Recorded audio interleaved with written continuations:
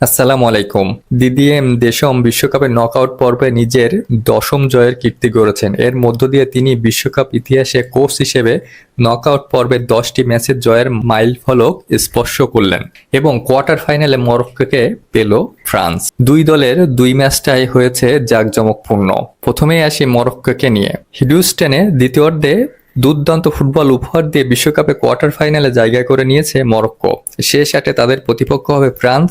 অন্যদিকে কানাডার জন্য এটি বড় হতাশার বিদায়। ম্যাচের লড়াইয়ে তারা মোটেও ৩-০ ব্যবধানে হারার মতো খেলেনি, কিন্তু সুযোগ কাজে লাগাতে না পারার মূল্যই দিতে হয়েছে তাদের। কানাডা ৩টি গোলই হজম করেছে ম্যাচের দ্বিতীয়ার্ধে। ম্যাচের ৫০ ও ৫২ মিনিটে মরক্কোর হয়ে গোল করেন আজ্জেদিন উনাহি।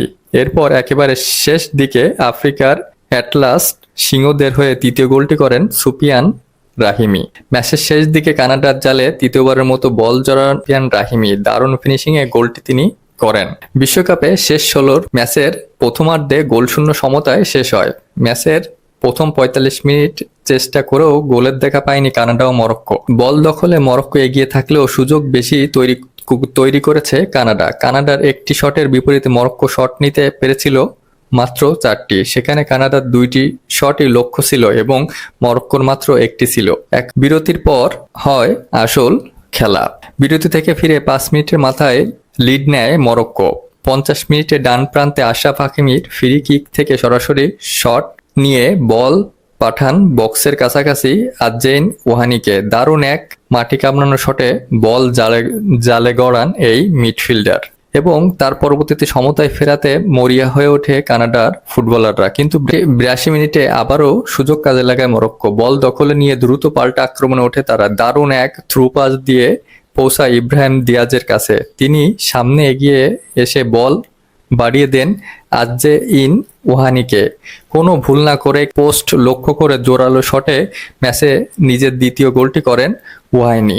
তারপরও ভীষণ চেষ্টা করে কানাডা ম্যাচে ফিরতে, কিন্তু কোনো কাজ হয় না। ম্যাচের শেষ দিকে কানাডার জালে তৃতীয়বারের মতো বল জালে গড়ান সুফিয়ান রাহিমি। দারুণ ফিনিশিংয়ে গোলটি করেন তিনি এবং ৩-০ ব্যবধানে শেষ হয় মরক্কোর দাপট।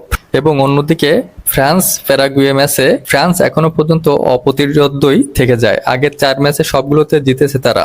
দলটির আক্রমণভাগ রীতিমতো ভয়ঙ্কর, বিশেষ করে কিলিয়ান এমবাপ্পে যেন থামছেই না। ৪ ম্যাচে তিনি করেছেন ৬ গোল। ফর্মে আছেন মাইকেল অলিস ও ওসমান দেমবেলে। এই মুহূর্তে শিরোপার অন্যতম দাবিদার এই দুইবারের বিশ্ব চ্যাম্পিয়নরাও। ম্যাচের যখন ২৪ মিনিট একচ্ছত্র দাপট ছিল ফ্রান্সের। বল মূলত প্যারাগুয়ের বক্সের আশেপাশেই ছিল। বলে ৮১% বলের দখল রেখে খুব একটা সুযোগ তৈরি করতে পারেনি ফ্রান্স। বক্সের ভেতরে ফরাসি আক্রমণভাগের ভালোভাবে আটকে দিয়েছিল প্যারাগুয়ে। প্রথমার্ধে ফ্রান্সকে আটকে রেখে বিরতিতে যায় প্যারাগুয়ে। ম্যাচের দাপট ছিল ফ্রান্সেরই। বলের দখলে ফরাসিদের কাছে ছিল ৮০%, কিন্তু সেই হিসেবে খুব বেশি সুযোগ তৈরি করতে পারেনি তারা। অন্যদিকে প্যারাগুয়ের সময় কেটেছে ফ্রান্সের আক্রমণকে থামানোতে ব্যস্ত রেখেই। একের পর এক আক্রমণ গিয়েও গোল পাচ্ছিল না ফ্রান্স। এমবাপ্পে ও দেমবেলে সব আক্রমণ মুখ থুবড়ে পড়ছিল প্যারাগুয়ের রক্ষণে গিয়ে। এই পরিস্থিতিতে ৬১ মিনিটে প্রথম পরিবর্তন এনেছিল দিদিএম দেশম।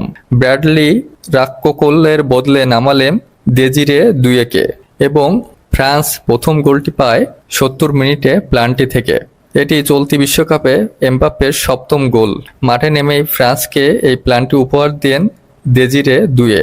ড্রিবল করে বক্সে ঢুকে পড়া দুয়েকে সামলাতে হিমশিম খাচ্ছিল প্যারাগুয়ের রক্ষণভাগ খেলোয়াড়রা।